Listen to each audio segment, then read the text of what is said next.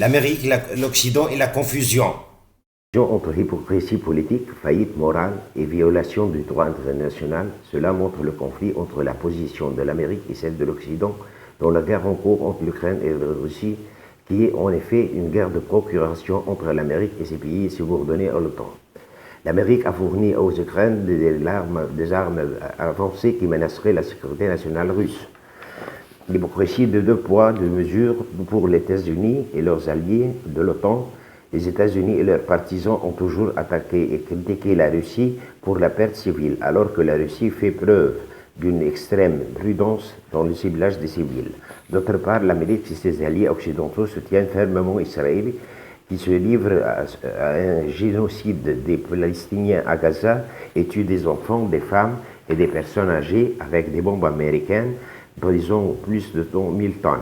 Un soutien financier américain et une couverture politique avec ses laquais que sont la Grande-Bretagne, la France, l'Allemagne, l'Italie, l'Australie et le Canada.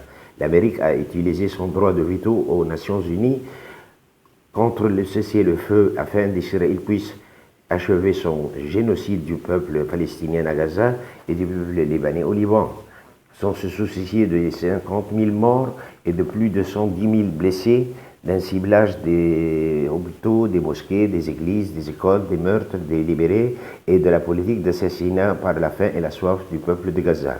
Et l'Occident ont prouvé de tout qu'ils sont incapables d'abandonner de leur histoire coloniale et impérialiste et qu'ils sont les premiers à violer le droit international et humanitaire et les derniers à se contenter et suivre et de respecter le droit.